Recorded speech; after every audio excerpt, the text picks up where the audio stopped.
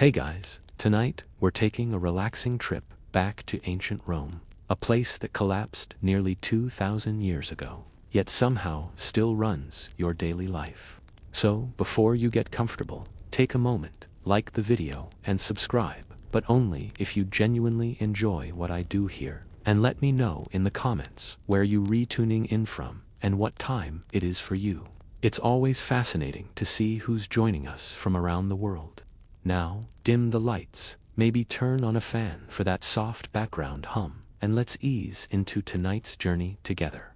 Standing in line feels so normal today that questioning it feels almost rebellious. You line up for coffee, you line up at airports, you line up at government offices, where time goes to die. Sometimes you line up just to ask someone why the line is not moving, and yet you obey calmly, patiently, like a well-trained Roman citizen waiting for grain, because that is exactly where this habit comes from. Ancient Romans adored order, not fairness, not efficiency, order. A straight line of quiet people was Rome's favorite form of crowd management. It looked disciplined, it looked civilized, and most importantly, it stopped people from stabbing each other over bread. Grain distributions were legendary. Thousands of citizens showed up, stood in line, and waited. If you arrived early, you ate. If you arrived late, Rome taught you an important lesson about personal responsibility and hunger. No exceptions, no compassion. The line did not care that your sandals broke or your child cried. The line had spoken. Romans applied this logic everywhere. Courts, public baths, temples, military pay, even executions. Yes, executions. People queued while officials processed paperwork, adjusted robes, and made sure the vibes were correct. Imagine standing there, shifting your weight, thinking, I hope this moves faster before lunch. Perfectly normal Roman behavior. The brilliance of the line was psychological. It created the illusion of fairness without actually guaranteeing it. Everyone suffered equally, and people tolerate suffering much better when it is organized. Chaos causes revolts. Lines cause resignation. Fast forward 2,000 years, and nothing has changed. You still stand in line, even when technology could eliminate the need entirely. Self-checkouts exist, yet lines remain. Online forms exist, yet waiting rooms persist. Why? Because the ritual matters more than the outcome. And the most Roman part of all, when someone cuts the line, people do not shrug. They feel moral outrage, deep personal betrayal. Society briefly unites in silent judgment because the line is sacred, not the service, not the result, the line. So, the next time you stand quietly behind someone for no clear reason, staring at the back of their jacket like it holds ancient wisdom, remember, you are not waiting. You are honoring a Roman social control mechanism designed to keep hungry people calm, and it is still working beautifully. If ancient Rome had a religion, it would have been paperwork. Romans did not trust memory. They did not trust verbal promises. They barely trusted each other. What they did trust was ink, wax, seals, witnesses, and documents, long enough to make you forget what you were agreeing to in the first place. If something was not written down, it might as well have never happened. Love faded, loyalty shifted, but paperwork was eternal. Roman contracts governed everything. Marriage agreements, business deals, property transfers, loans, employment. Even friendships of convenience somehow involved documentation. There were contracts for selling land, renting rooms, lending money, freeing slaves, and occasionally promising not to sue someone later when you inevitably changed your mind. And these were not short documents. Roman legal language was dense, repetitive, and intentionally confusing. Not because clarity was difficult, but because complexity created authority. If you could not understand the document, that meant the system was working. Lawyers thrived. Ordinary citizens nodded politely and hoped nothing bad would happen. Fast forward 2,000 years, and here you are, clicking, I agree, on terms and conditions, longer than most ancient epics. You have not read them. No one has read them. Somewhere deep down you know this, but you click anyway. Why? Because Rome taught us that legitimacy comes from written agreement, not comprehension. Modern contracts follow the same logic. Rent an apartment, contract.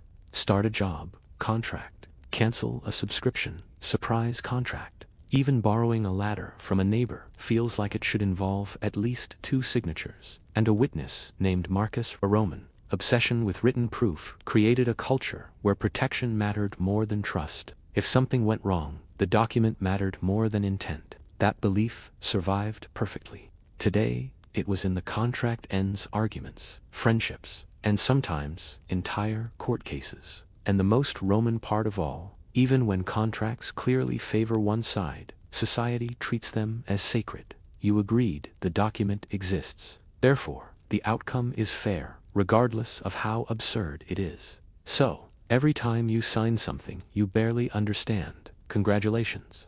You are participating in a Roman tradition designed to protect systems, not people. You are not agreeing, you are submitting. Ancient Rome did not just invent bureaucracy, it perfected it, polished it, gave it a title, and then made sure it could never be removed. The Roman Empire ran on layers of administration stacked so high that even the administrators sometimes forgot why they existed. And if that sounds familiar, congratulations. The system worked. Rome loved offices. Offices to manage provinces. Offices to manage other offices. Offices whose sole purpose was to check whether another office had filled out the correct forms in triplicate. Efficiency was optional. Procedure was mandatory. If you wanted something done in Rome, you did not simply ask, you petitioned, then you waited. Then someone reviewed your request. Then someone reviewed the review. Then someone decided the paperwork was missing a seal. Then you started again. Rome understood that power is not just about control, it is about delay. Bureaucracy created distance between the problem and the solution. And distance, Rome discovered, prevents anger from becoming action. When people are busy navigating forms, rules, and offices, they are too tired to revolt. You might be frustrated, but at least you are occupied. This system spread everywhere. Taxes, legal disputes, military logistics, citizenship requests, everything passed through layers of officials whose authority came not from solving problems, but from processing them. If nothing got fixed, that was unfortunate. The system, however, functioned beautifully.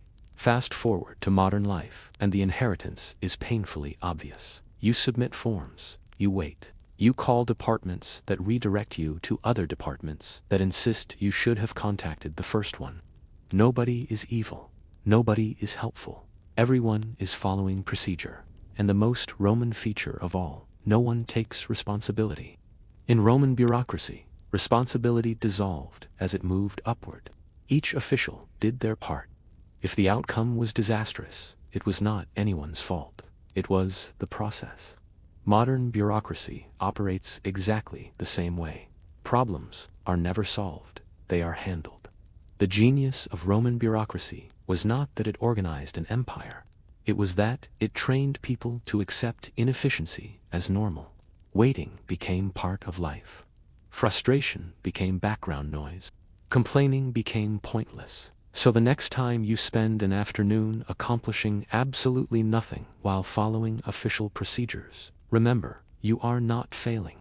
You are honoring a Roman tradition designed to keep systems intact and people tired. And once again, it is working exactly as intended. Ancient Rome loved titles, the way modern people love job descriptions that sound important but explain nothing. Senator, consul, praetor, tribune. Each title came with robes, privileges, and an unspoken agreement that whatever this person said should probably be taken seriously, even if no one was entirely sure why. In Roman society, titles were not just labels, they were shortcuts. You didn't need to prove competence if you had the right title. The title itself was the proof. If a man was called consul, then clearly he knew what he was doing, or at least Rome agreed to pretend he did. This mindset solved a major problem for the empire. With millions of people spread across vast territories, Rome needed instant authority. Titles allowed citizens to obey without thinking too hard. You didn't argue with a title. you deferred to it. The logic was simple. Hierarchy saves time. 2,000 years later, we never questioned this logic. We just updated the vocabulary. Manager, director, senior advisor, executive officer, lead consultant. Titles that immediately command respect, even when the actual job description is foggy at best. We nod in meetings, take notes, and assume competence. Not because we've seen results, but because the title says we should. And the truly Roman part, questioning titles, is still considered rude. In Roman times, openly challenging someone of higher rank was seen as disruptive, disrespectful, and potentially career-ending. Today, questioning authority in professional settings is often labeled unprofessional, difficult, or not a team player. Same rule, new costumes. Titles also create a comforting illusion of order. If everyone has a place in the hierarchy, then the world feels stable, even if the people at the top are improvising wildly. Rome understood that people prefer predictable authority over uncertain freedom. Of course, this system had flaws. Roman history is full of incompetent officials, corrupt governors, entitled men making catastrophic decisions with confidence. But the system itself survived because once society agrees that titles equal authority, the system no longer needs to be effective. It only needs to look official. So the next time you feel compelled to respect someone purely because their email signature is longer than a short poem, remember, you are not being polite. You are participating in a Roman tradition designed to replace judgment with hierarchy. And just like Rome, we are still pretending it makes sense. Ancient Rome believed clothing was not about comfort, practicality, or personal expression. Clothing was about rank. What you wore told everyone exactly where you stood in society, and more importantly, where you did not belong. Dress codes were not suggestions, they were social law. The toga is the best example. It was heavy, awkward, difficult to wear correctly, and wildly impractical for daily life, which is exactly why it mattered. Only Roman male citizens could wear it. Foreigners could not. Slaves absolutely could not. Women wore different garments entirely. The toga existed less as clothing and more as a walking sign that said, I have legal rights. Wearing the wrong clothing in the wrong place could get you fined, mocked, or quietly escorted away by someone with authority and very little patience. The message was clear. If you did not look correct, you did not belong. Rome understood that appearance enforces hierarchy faster than any speech. Fast forward 2,000 years, and we are still doing this, just with better tailoring and less draping fabric. Modern dress codes rarely have clear logic. You must dress professionally, which usually means uncomfortable shoes, restrictive clothing, and colors that express absolutely nothing about your personality. Offices insist on formal wear, even when the job involves sitting still and typing. Courtrooms expect specific attire, not because it affects justice, but because it looks serious, and the Roman logic remains intact. Dressing correctly signals respect for the system. Dressing incorrectly suggests rebellion, incompetence, or poor character, none of which have anything to do with your actual ability. What makes this even more Roman is how vague the rules are. Rome never wrote down exactly how to wear a toga correctly either. You were simply expected to know. Modern dress codes work the same way. Break them accidentally, and everyone suddenly remembers the rules very clearly. The system survives because people enforce it on each other. No guards needed, just side eyes, whispers, and passive-aggressive comments about appropriate attire. So every time you put on clothing you dislike because a situation demands it, remember you are not being professional. You are honoring a Roman tradition designed to signal hierarchy, obedience, and belonging, all without saying a word. Rome would be proud. Ancient Rome believed deeply in one sacred principle. The system is never wrong. People, situations, reality itself, all of these could fail, but the system untouchable. If something went wrong, it wasn't because the system was broken. It was because you misunderstood it, misused it, or simply deserved the outcome. This belief was incredibly useful for running an empire. Roman law was complex, rigid, and often cruel. Appeals took time. Errors were common. Injustice was frequent, but questioning the system itself was dangerous. You could complain about individuals. You could beg officials. You could write petitions. What you could not do was suggest that the structure might be flawed, that crossed from inconvenience into rebellion. And somehow we inherited this mindset perfectly. Today, when a system fails you, when paperwork disappears, deadlines contradict each other, or procedures make no sense, the expectation is still the same. Accept it politely. You may feel frustrated, but expressing that frustration too strongly makes you the problem. That's just how the process works, remains one of the most Roman sentences ever spoken. The beauty of this rule is how efficiently it shifts responsibility. If the system denies you something unfairly, it is not unjust, it is procedural. If you suffer because of it, that is unfortunate but technically correct. And technically correct, as Rome would have said, is the best kind of correct. Romans trained their citizens to internalize failure. If a form was rejected, you filled it out again. If a decision made no sense, you accepted it. Persistence was allowed, resistance was not. This created obedient populations who blame themselves instead of institutions. Modern systems operate exactly the same way. You follow instructions that contradict each other. You repeat steps you already completed. You explain your situation to 5 different people who cannot help you. And at the end, you are told the outcome is final. Not because it is fair, but because it is official. And the most Roman part, you are expected to be grateful for the opportunity to participate. So, the next time a system wastes your time, energy, or patience, remember, you are not unlucky. You are honoring a Roman tradition designed to protect systems from accountability, and it is still undefeated. Ancient Rome loved efficiency, and nothing corrected behavior faster than embarrassment. If you wanted people to obey rules, pay taxes, or stop doing something inconvenient, you did not quietly scold them in private. You shamed them publicly, enthusiastically, preferably in front of a large crowd with opinions. Roman trials were not discreet affairs, they were performances. Accusations were spoken aloud, punishments were visible, mistakes were remembered. Shame was not a side effect of justice, it was the justice. The goal was never just to punish the individual. The goal was to make everyone watching think, I would very much like to avoid being that person. This worked beautifully.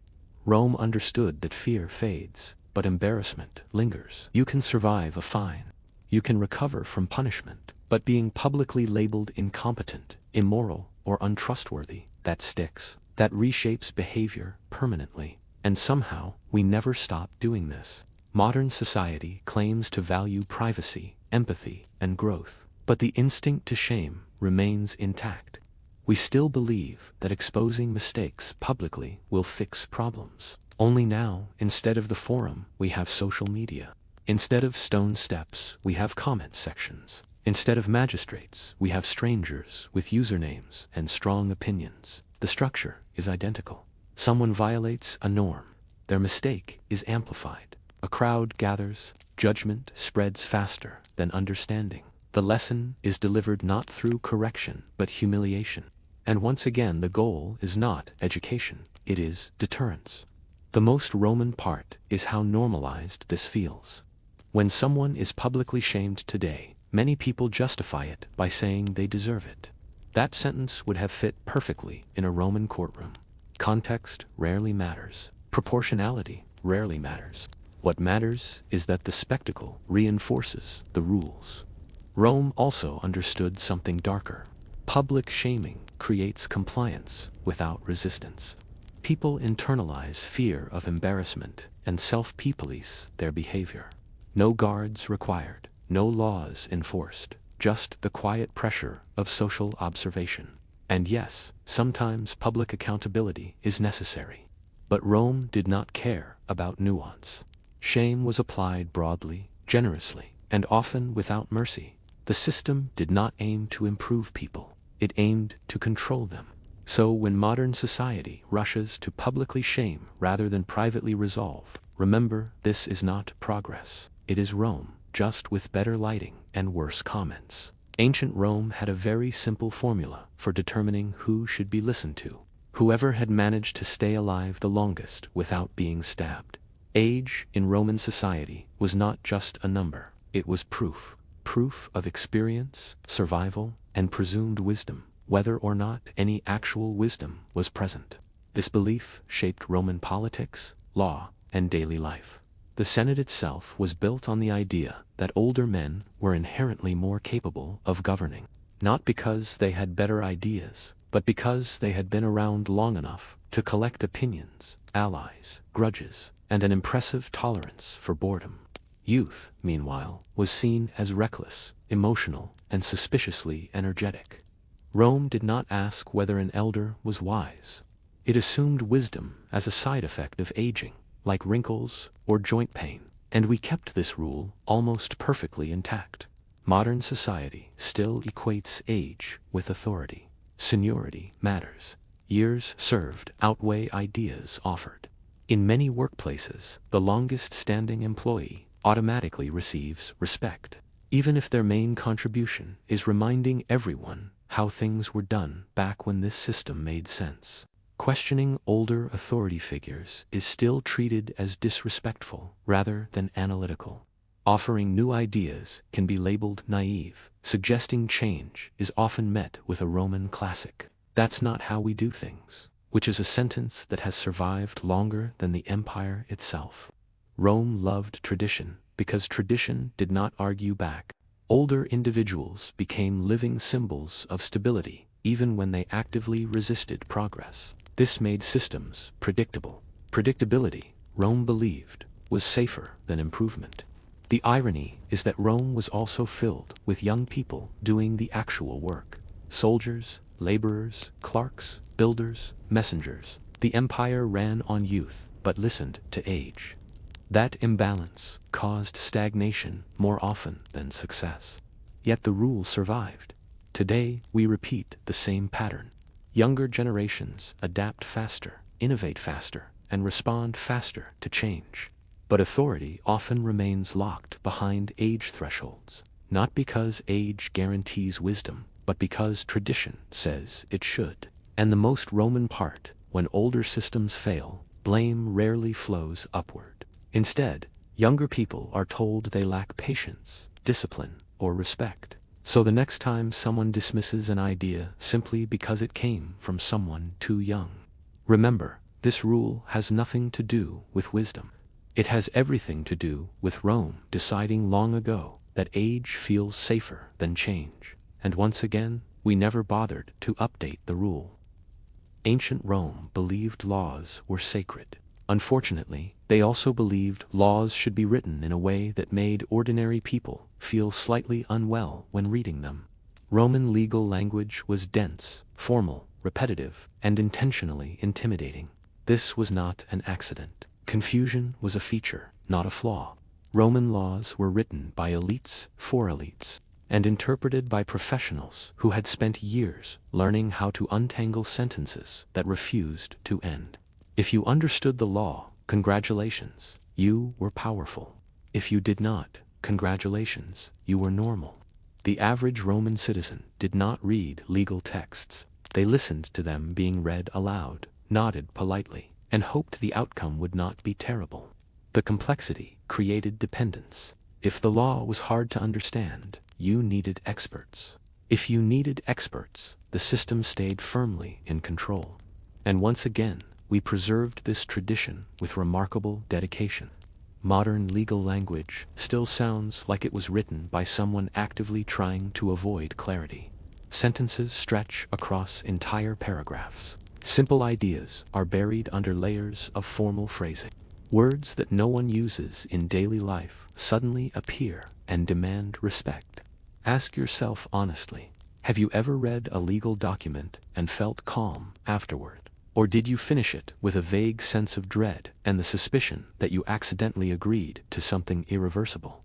This is Roman law doing exactly what it was designed to do.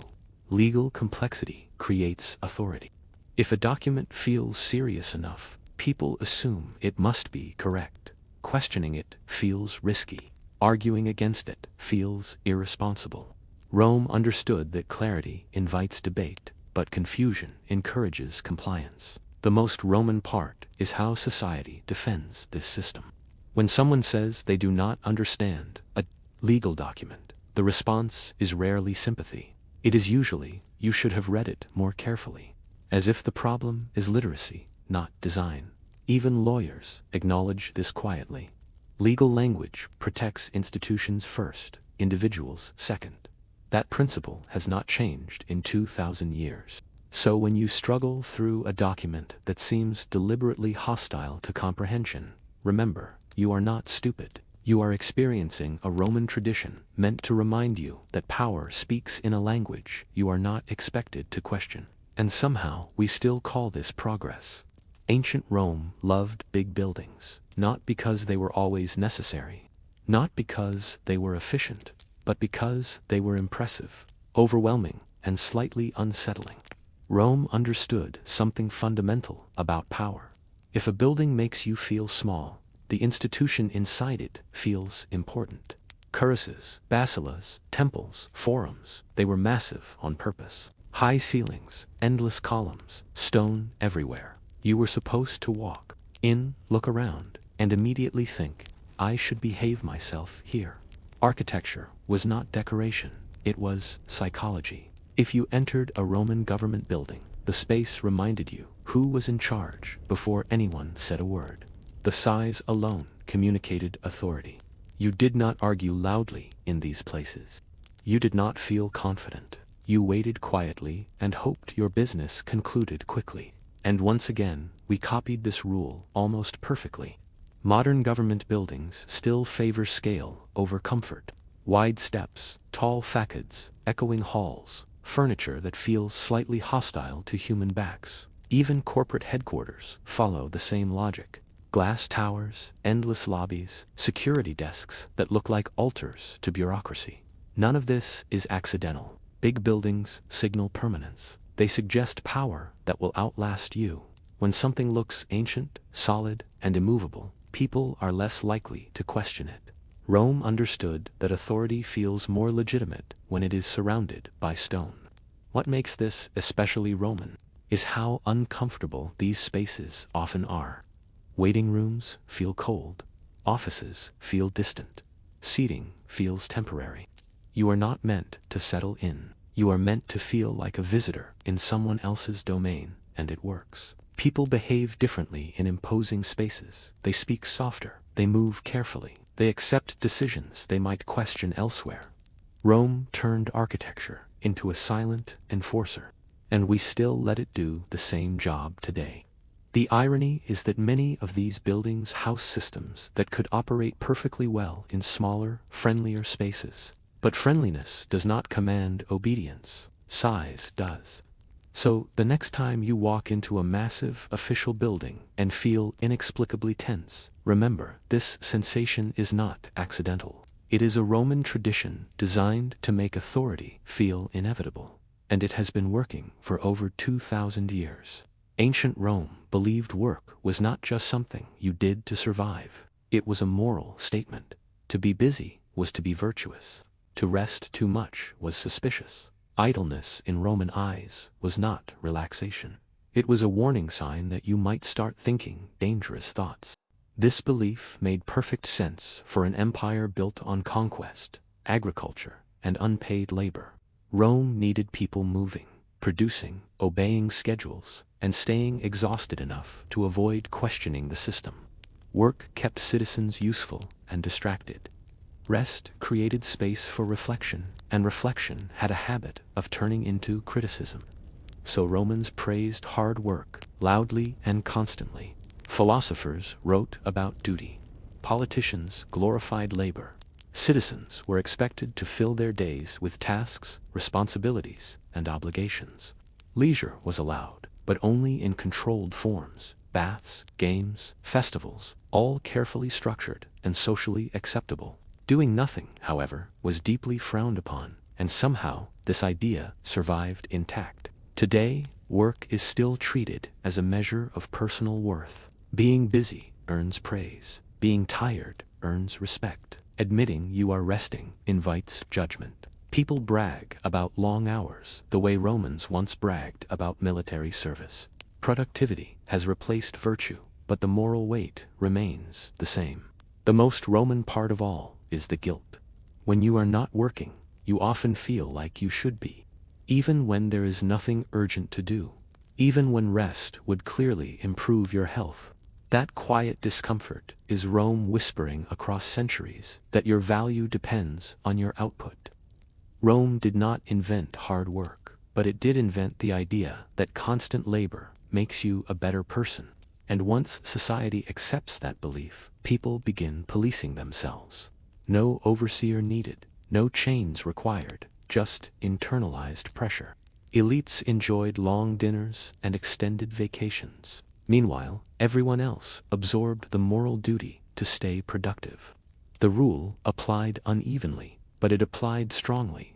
Modern society follows the same pattern. Rest is permitted, but only after productivity. Only when earned. Only when justified. So the next time you feel uneasy for doing absolutely nothing, remember this guilt is not natural. It is Roman, and it has been controlling behavior for a very long time. Ancient Rome loved one thing almost as much as order, knowing exactly where everyone stood.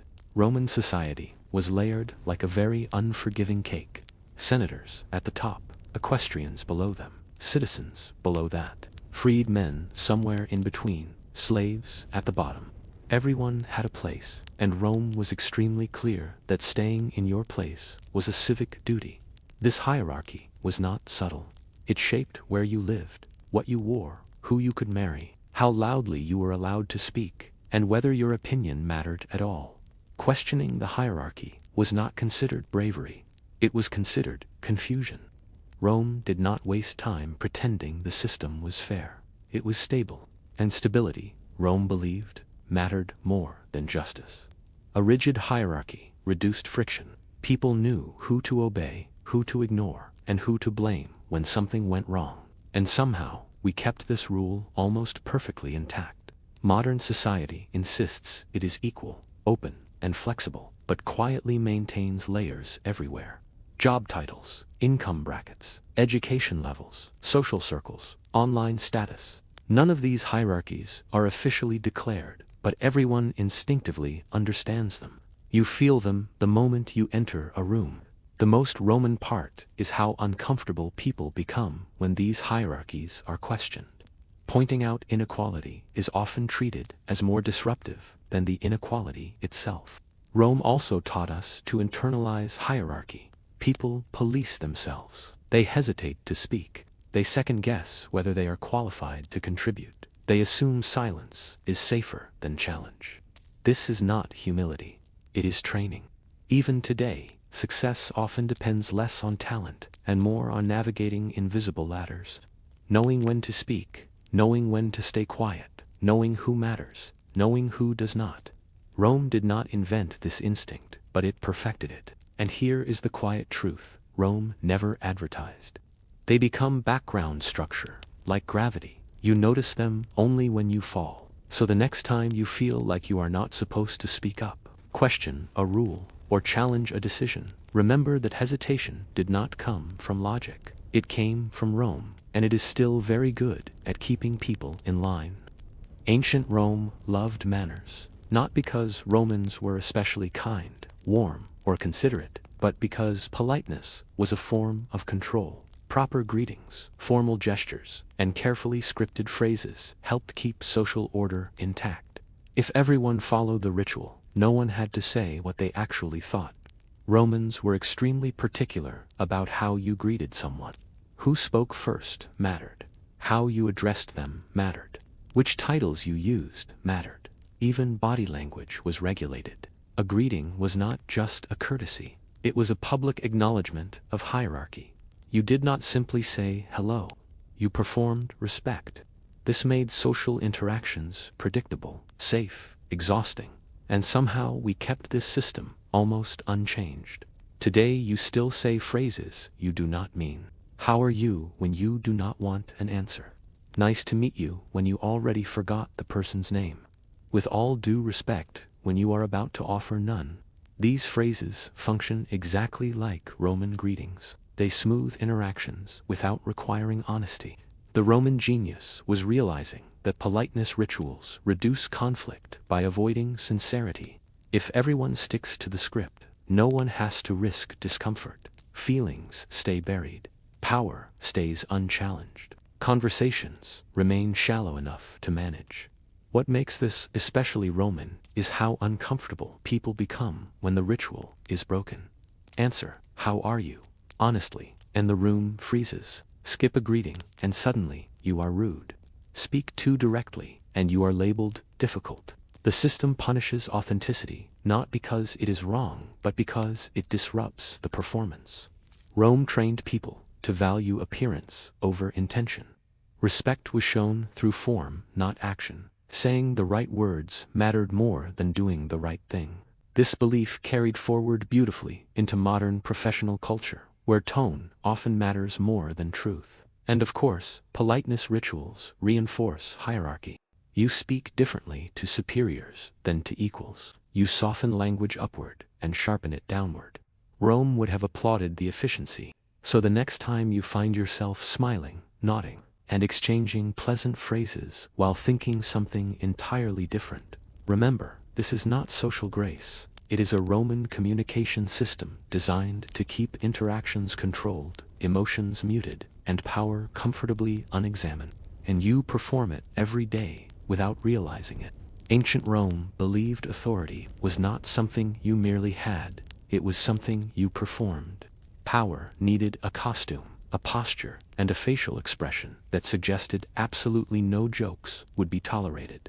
If authority looked relaxed, Rome assumed it would be challenged. So authority was trained to look severe, distant, and permanently disappointed. Roman officials wore specific garments, sat in elevated chairs, and spoke in rigid, formal language. Smiling too much was suspicious. Laughing at the wrong moment was dangerous. The message was clear. If you appear approachable, people might forget to fear you. And fear, Rome believed, was far more reliable than affection. This rule survived beautifully. Today, authority still wears seriousness like armor. Judges, executives, officials, and leaders are expected to look composed, controlled, and emotionally restrained. Too much warmth reads as weakness. Too much humor reads as incompetence. A serious face suggests competence, even when none is present. The most Roman part of this tradition is how quickly people lose trust in leaders who appear human. Show uncertainty and confidence drops. Show emotion and respect fades. Smile too often and suddenly you are not professional. Rome trained society to associate gravity with credibility, and we never unlearned it. Even language reflects this. Official speech is stiff, formal, and heavy, with unnecessary complexity. Simple explanations sound unofficial. Casual language sounds risky. Rome understood that complexity creates distance, and distance creates authority. Architecture reinforces this rule as well. Authority figures are elevated, physically separated, or placed behind desks, podiums, and barriers. These are not practical choices, they are psychological ones. Rome taught us that power must feel inaccessible to remain powerful. And perhaps the strangest part is how willingly people accept this performance. We feel comforted when authority looks stern. We assume seriousness equals competence. When leaders joke, relax, or admit uncertainty, discomfort spreads through the room. Rome did not want leaders to be relatable. It wanted them to be unquestionable. So the next time you feel uneasy around someone simply because they look official, speak formally, or never smile. Remember, this reaction is not instinct, it is Roman conditioning. Authority is not required to be kind, effective, or wise, only serious, and that illusion is still doing most of the work. This is ancient Rome's greatest achievement. Not aqueducts, not roads, not concrete. This, the rule that survives everything. We do it this way because it has always been done this way. Rome ran on tradition. When asked why a rule existed, the answer was rarely logical. It was historical. because our ancestors did it, because it worked before, because changing it would feel uncomfortable. Tradition was treated like evidence. Age became proof. And that mindset outlived the empire. Today, countless rules govern your life without justification. Procedures. No one remembers the origin of customs that survive audits, reforms, and common sense. Meetings that exist because meetings once existed. Forms that ask for information already provided elsewhere. Rules defended not with reason, but with the phrase, "That's just the way it works," which is Roman shorthand for "do not ask questions." Rome understood something deeply unsettling. If a rule lasts long enough, people stop questioning it. They stop asking who benefits. They stop imagining alternatives. Tradition becomes invisible. And invisible rules are the strongest kind. This is why systems often feel ancient, even when they are modern. You can remove emperors, senators, toggers, and Latin, but if you keep the mindset, the structure remains. People obey not because they are forced to, but because deviation feels wrong. The most Roman part is how resistance is framed. Anyone who questions tradition is labeled disruptive, unrealistic, or difficult. Rome loved stability. Stability required silence. Change invited chaos, and chaos, Rome believed, was worse than inefficiency. So, rules accumulate, layer upon layer. Nobody removes them because nobody remembers adding them. Over time, systems become museums of outdated logic, still operating long after their original purpose vanished. And yet, people follow them faithfully, quietly, automatically. That is Rome's real legacy, not domination by force, but domination by habit. So, when you follow a rule, you cannot explain, obey a procedure that makes no sense, or accept a custom simply because everyone else does. Remember, you are not being practical. You are participating in a Roman tradition so successful it no longer needs justification. And somewhere in the ruins of the Forum, tradition smiles because it won again. Nefertiti enters history not as a child, not as a princess in training, but as a fully realized presence, already powerful, already visible, already astonishing. Unlike most figures of Egypt's royal line, her beginnings are almost completely hidden. No childhood scenes carved into temple walls, no clear genealogy tracing her bloodline back through noble houses. She steps into the record, suddenly like a figure emerging from desert heat, leaving historians to argue over where she came from and who she truly was before she became queen. Her name itself offers the first clue and the first mystery. Nefertiti means the beautiful one has come. A phrase that sounds less like a birth name and more like an announcement. It suggests arrival, transformation, even destiny. Some scholars have proposed that she was foreign-be born, perhaps from the Mitanni kingdom to the north, sent to Egypt as part of a diplomatic marriage.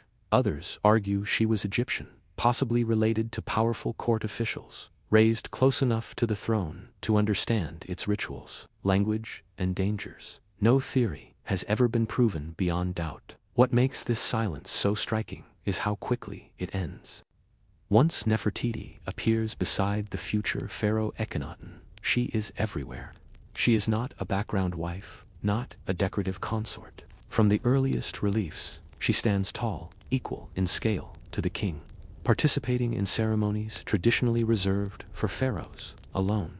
This sudden prominence suggests that whatever her origins were, she arrived at court already prepared for power. Egyptian queens before her had influence, but usually behind the scenes. Nefertiti is different. She is visible, named, celebrated. Artists carve her likeness again and again, refining her features with obsessive care. High cheekbones, elegant neck, calm, unreadable eyes. Beauty in her case is not softness. It is authority, rendered in human form. The absence of her early life has only amplified her legend. With no childhood to anchor her, Nefertiti becomes timeless, almost symbolic. She is not remembered for where she came from, but for how completely she transformed the role of queen once she arrived. From the moment she steps into the historical record, she is no longer becoming something. She already is something, and Egypt will soon begin to change around her. When Nefertiti becomes queen, she does so beside one of the most radical rulers Egypt would ever know, Akhenaten, born Amenhotep, for her husband would soon abandon centuries of tradition and drag the entire kingdom into a spiritual experiment that shocked priests, nobles, and common people alike. And Nefertiti was not merely present for this upheaval, she stood at its very center. From the earliest years of Akhenaten's reign, Nefertiti appears beside him in official art with unprecedented prominence. She is shown wearing the tall blue crown, a symbol usually reserved for kings.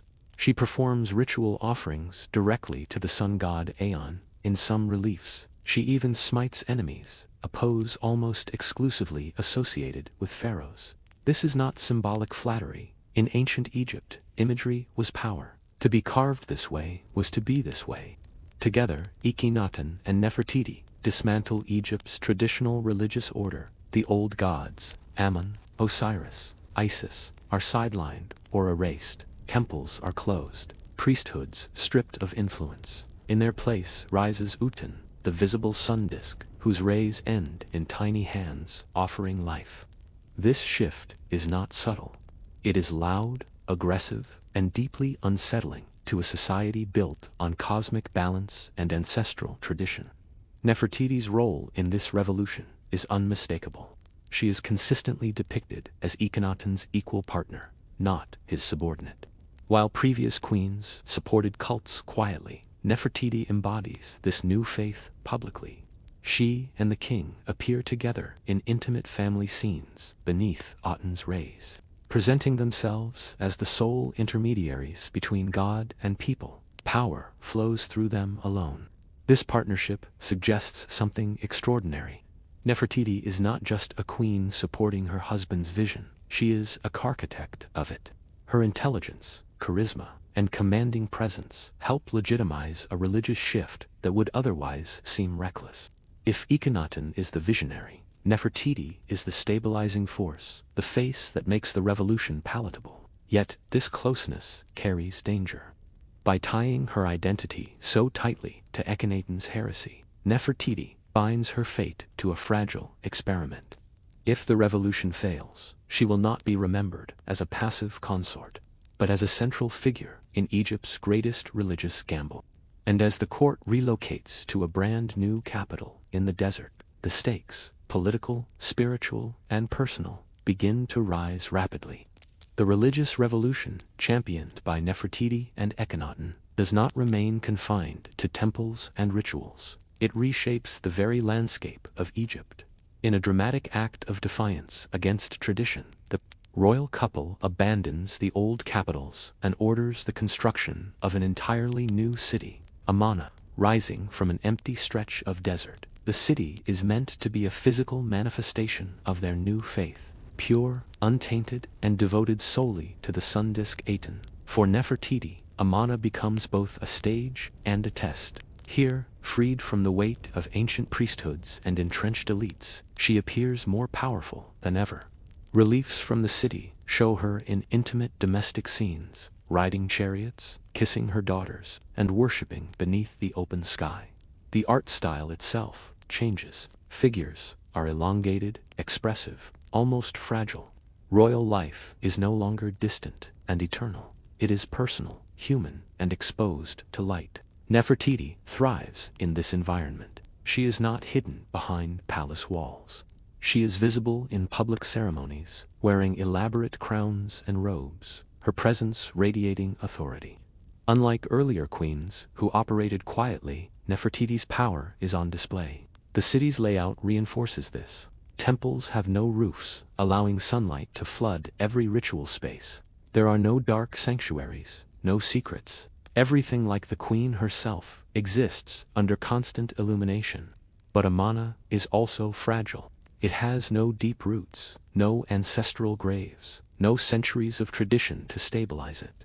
The people who move there do so out of obligation, not devotion. Many priests resent the loss of their gods. Officials whisper doubts. Foreign powers watch closely, sensing weakness in a kingdom distracted by theology. Within this tension, Nefertiti's role grows more complex. She appears not only as a religious figure, but as a symbol of continuity. Her calm, controlled image contrasts sharply with the anxiety beneath the surface of the new capital. If Akhenaten's vision feels radical and unsettling, Nefertiti's presence reassures, at least visually, that order still exists. Yet the city of the sun is unforgiving. It allows no shadows and no place to hide failure. As the years pass, cracks begin to show. Diplomatic neglect, unrest at home, and an increasingly isolated royal family. Amanna, once a bold declaration of divine truth, starts to resemble something else entirely. A beautiful experiment balanced dangerously on the edge of collapse. As the years in the city of the sun pass, Nefertiti's image evolves from powerful queen to something far more symbolic. She becomes not only a ruler and religious figure, but a carefully constructed embodiment of the new cosmic order. In Amanna art, she is no longer simply beside the king.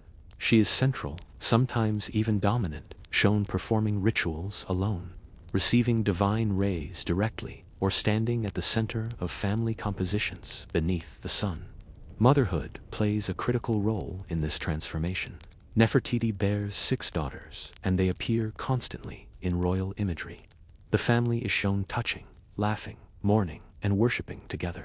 This intimacy is unprecedented in Egyptian royal art, which traditionally emphasized distance and eternal perfection. Here, Nefertiti is not a remote goddess.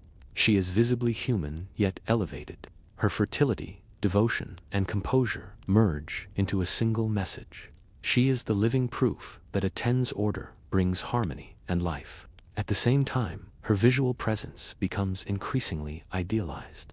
Artists refine her face to near perfection, smoothing away age, exhaustion, and doubt. The famous bust created in this period captures this duality perfectly, serene and flawless, yet unsettlingly calm. It is not a portrait of a woman at rest, but of an icon carefully shaped for eternity. Nefertiti's beauty is no longer personal, it is political. This elevation carries a heavy cost. To be depicted as a living conduit of divine order means losing the protection of anonymity. Any failure of the new religion, any misfortune suffered by Egypt reflects directly on her. As crops struggle and foreign territories slip from Egyptian control, whispers begin to circulate. The sun god promises balance and prosperity, but reality feels increasingly unstable. Within the palace, grief also leaves its mark. One of Nefertiti's daughters dies young, an event immortalized in raw emotional reliefs. The royal couple is shown mourning openly, their bodies bent in sorrow beneath a ten's indifferent rays. It is a rare admission that even divine rulers are not spared loss. By this stage, Nefertiti exists in a precarious space between woman and symbol. She is expected to reassure a nervous kingdom, embody divine favor, and remain flawless, all while the foundations beneath her world begin to erode. The more godlike her image becomes, the less room there is for error. And Egypt quietly but relentlessly is running out of patience. Then, almost without warning, Nefertiti begins to vanish. After years of constant visibility, her name and image abruptly fade from the historical record. Reliefs that once celebrated her presence fall silent. Inscriptions that carefully listed her titles stop mentioning her altogether. For a woman who had stood at the very center of Egypt's religious and political life, this disappearance is startling and deeply unsettling. Scholars have long debated what this silence means. One possibility is death. Disease was common in Amanna, and several members of the royal family are known to have died young. If Nefertiti died suddenly, the lack of a grand burial or official mourning would be unusual, but not impossible in a period already marked by instability. Yet, no tomb, no mummy, no clearer inscription has ever been securely identified as hers. Another theory is far more provocative, that Nefertiti did not die at all, but transformed. Some evidence suggests she may have taken on a new identity late in Akhenaten's reign, possibly ruling alongside him, or even briefly as a pharaoh, in her own right, under a different name. This would explain her disappearance as queen, and the sudden appearance of a new ruler, whose identity remains frustratingly unclear. If true, it would mean Nefertiti did not fall from power, but ascended beyond the role she had already redefined. There is also a darker possibility. As the Aten experiment faltered, blame had to fall somewhere. The radical religion had disrupted Egypt's balance, weakened its international standing, and angered powerful priesthoods. Nefertiti, as the most visible symbol of this revolution, may have been deliberately erased. In ancient Egypt, removal from records was a form of punishment more severe than death. To be forgotten was to be destroyed in the afterlife. What makes this chapter so haunting is the absence of certainty. Nefertiti does not exit history with drama or explanation. She dissolves into silence, leaving behind fragments, half-finished reliefs, and unanswered questions. For a culture obsessed with permanence, this erasure is deeply unnatural. Whether she died, ruled in secret, or was deliberately removed, Nefertiti's disappearance marks a turning point. The light that once bathed Amanna begins to dim. And with the queen gone or hidden, Egypt's bold experiment starts to unravel, preparing the ground for a rapid and ruthless return to the old gods.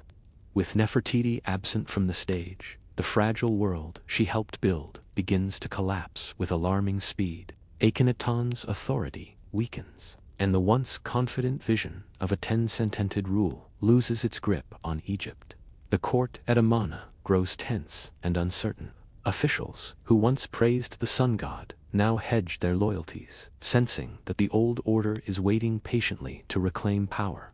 When Akhenaton dies, the revolution effectively dies with him. His successors move quickly to distance themselves from his legacy. The new king, the young Tutankhamun, abandons Amanna and restores the worship of the traditional gods. Temples to Amun are reopened. Priests regain their wealth and influence. The name of Aten is quietly pushed aside, treated less like divine truth and more like a dangerous mistake. In this political cleanup, memory itself becomes a battlefield. Akhenaton's name is chiseled from monuments. His statues are smashed or repurposed. And Nefertiti, once the radiant face of the new order, receives no official rehabilitation. Her legacy is neither openly condemned nor honored. Instead, it is left unresolved, suspended in historical limbo. This silence is telling. Egypt was skilled at rewriting its past, but it usually did so decisively. Villains were erased. Heroes were glorified. Nefertiti fits neither category neatly. To condemn her outright would require acknowledging her immense authority. To praise her would mean admitting the revolution had once been legitimate. So she is left in shadow, neither restored nor destroyed. Amanna itself is abandoned almost overnight. Palaces crumble, temples fall silent, and the desert reclaims the city. What was once the spiritual center of Egypt becomes a cautionary ruin. The people return to familiar rhythms, familiar gods, familiar certainties. Balance, or Mut, is restored, but at the cost of forgetting one of the most extraordinary women ever to sit on Egypt's throne. Yet forgetting is never complete. Even as official memory erases her, fragments remain. Shattered reliefs, unfinished inscriptions, and rumors preserved by later generations of scribes. Nefertiti becomes a ghost in Egypt's historical consciousness, a reminder that for a brief and dangerous moment, a queen stood almost equal to the gods and helped reshape the soul of an empire.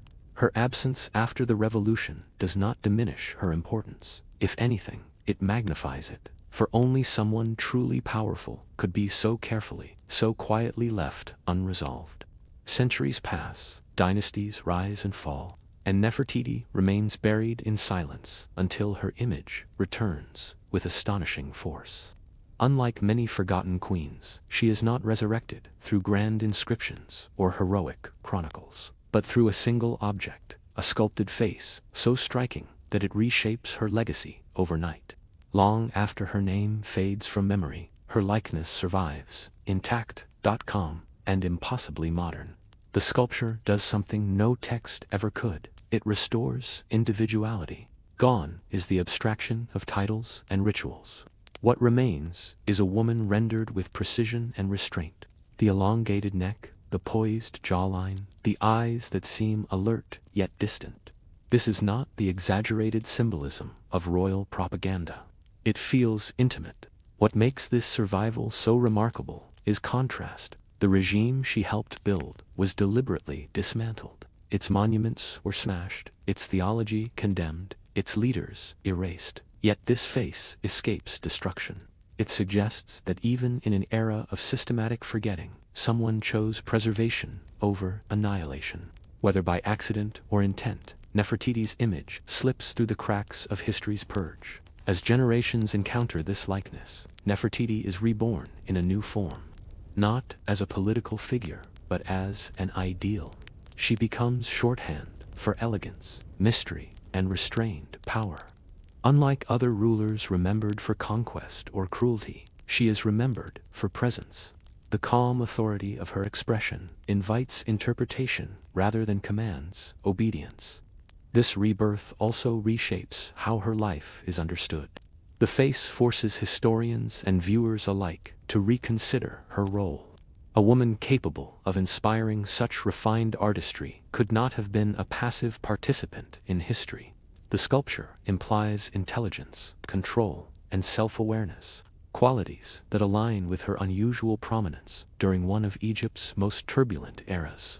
Ironically, the very thing that once endangered her, visibility, now preserves her. The revolution she helped lead collapses, but her image outlives it. Empires crumble, gods are replaced, cities return to dust. Yet Nefertiti's face remains quietly defiant, refusing to be forgotten. In the end, she achieves what every Egyptian ruler desired, but few attained: a form of immortality, untouched by politics, not through monuments or prayers, but through recognition, again, by eyes separated from her by thousands of years. With Nefertiti's face returned to the world, a new conflict begins, one not fought with armies or priests, but with claims, laws, and silence. The sculpture's discovery in the early 20th century instantly elevates her from a forgotten queen to a global icon. Yet, the object that restores her presence also sharpens the most painful question of all. Where is the rest of her? No confirmed tomb of Nefertiti has ever been found. Unlike other queens, she has no secure burial site, no identified mummy, nor rare texts guiding her soul through the afterlife. For ancient Egyptians, this absence is catastrophic. To be buried properly was not symbolic, it was essential. Without a body, the afterlife was uncertain. Without a tomb, remembrance was fragile. Nefertiti's physical disappearance is not just a historical mystery, it is a spiritual rupture. As Egypt enters the modern era, her image becomes a contested artifact. She is admired, reproduced, commercialized, and argued over. Egypt views her as a stolen daughter, removed during a period of unequal power and foreign control. Museums frame her as a masterpiece of human art, detached from the politics of how she left her homeland. Between these positions lies a deep ethical tension. Can an icon belong to the world if it was taken from its history? This dispute mirrors Nefertiti's own life. She existed at the center of power, yet ultimately lost control over how her legacy was handled. Just as her name was erased by later rulers, her body seems to have been hidden, moved, or deliberately obscured. Some theories suggest she was buried in secrecy to protect her remains during the religious backlash. Others propose her tomb was repurposed or destroyed. None can be proven. What remains undeniable is imbalance. We have her face, but not her story's ending. We have her image, but not her voice. Modern admiration cannot fill the void left by her missing burial, just as artistic beauty cannot replace historical justice. Nefertiti becomes a symbol of absence itself. A woman known everywhere, yet physically nowhere. Her unfinished story continues to provoke discomfort, because it reminds us that history is often shaped not by what survives, but by what is missing, and by who gets to decide what is kept, displayed, or returned. In this way, Nefertiti's mystery never truly ends. It simply changes hands, passing from ancient priests to modern curators, from royal erasure to global debate, still unresolved, still unsettled. Nefertiti's life closes, not with certainty, but with resonance. Unlike rulers whose deaths define their legacy, she remains suspended between presence and absence, power and erasure. This unresolved ending is precisely what grants her endurance. History often remembers conclusions more clearly than beginnings. But in Nefertiti's case, it is the missing final chapter that keeps her alive. She lived at a rare crossroads of beauty, authority, and ideology. As queen, she reshaped the visual language of power. As a public figure, she stood nearly equal to a pharaoh during one of Egypt's most dangerous experiments. As a symbol, she outlived the gods she served and the system she helped build. Even when her name vanished from inscriptions, her impact lingered in the ruins of Amarna, and in the memory of a revolution Egypt tried desperately to forget. What makes Nefertiti extraordinary is not simply that she was influential, but that she was never safely categorized. She was not reduced to wife, mother, saint, or villain. She occupied all these roles at once, and then slipped beyond them. Later, rulers could erase her name, but they could not replace the void she left behind. Her silence becomes its own form of power. In modern times, she exists in fragments, a face without a body, a reign without an ending, a queen without a tomb. Each fragment invites projection. To some, she is a feminist icon ahead of her time. To others, a political partner in religious extremism. To many, she is simply mystery made visible. None of these interpretations fully contain her, and that is her final triumph. Ancient Egyptians believed true immortality came through remembrance. Names spoken aloud, images preserved, stories repeated. By that measure, Nefertiti has succeeded beyond any ruler of her age. She is remembered not because history resolved her story, but because it failed to. Her legacy is not a monument or a dynasty. It is a question that refuses to fade. What happened to her? Why was she erased? How much power did she truly hold? Each generation asks again, and in doing so, keeps her alive. Nefertiti does not belong solely to the past. She exists in the tension between what we know and what we will never know. And as long as that tension endures, so will she, beautiful, unfinished, and eternally present. Long before the wheel transformed the world, movement itself was one of humanity's greatest obstacles. Early societies lived within the limits of their own strength. If something was too heavy to carry, it was dragged. If it was too far away, it was left behind. Every journey across land demanded time, labor, and cooperation. And even then, distance imposed harsh boundaries on what people could achieve. Heavy materials, stone blocks, timber, grain stores were constant problems. To move them, people relied on sledges pulled across dirt, sand, or mud, sometimes lubricated with water or animal fat to reduce friction. Others used round logs as rollers, placing them beneath loads and shifting them forward, one by one. These methods worked, but slowly and only over short distances. Progress was possible, but painfully inefficient. Because of this, geography dictated destiny. Settlements clustered tightly around rivers, coastlines, and fertile plains. Waterways became the primary arteries of trade because floating cargo was far easier than hauling it across land. Boats carried what carts could not yet move. Entire economic systems grew around rivers, while inland travel remained limited and exhausting. This pre-wheel world shaped how civilizations developed. Cities stayed compact. Construction was constrained by what human and animal muscle could manage. Trade networks existed, but they were fragile and local. The idea of moving large quantities of goods regularly over long distances was simply unrealistic. Ambition was tempered by physics. What makes this period so important is not its primitiveness, but its ingenuity under constraint. People constantly searched for ways to reduce effort, smoother paths, better sled designs, stronger harnesses for animals. They understood friction as an enemy, even if they lacked the language to describe it. They were circling the solution without realizing it. The concept of rolling motion did exist in fragments. Logs rolled, stones rolled downhill. Children watched objects move in circles without resistance. But turning that observation into a controlled, repeatable technology required a leap of abstraction. It required seeing motion not as something to fight against, but something to harness. The wheel did not emerge because humans were suddenly smarter. It emerged because pressure made innovation unavoidable. Growing populations, expanding trade, and larger construction projects demanded a new answer to an old problem. Before the wheel, civilization moved, but slowly, cautiously, and always at the mercy of the ground beneath its feet. The wheel did not begin as a vehicle.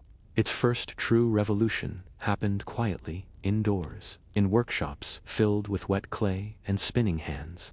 Long before carts or chariots appeared, craftsmen in Mesopotamia discovered that rotation itself could be controlled. And once controlled, it could be transformative. Early potters originally shaped vessels by hand, slowly building walls of clay, coil by coil. Every bowl and jar required constant repositioning. The process was labor-intensive and inconsistent. Symmetry was difficult to achieve, and speed was limited by human patience. Then came a simple but radical idea. Place the clay on a flat surface that could rotate smoothly while the hands stayed still. The earliest potter's wheels were not lightweight spinners. They were heavy stone discs mounted on a pivot designed to store momentum.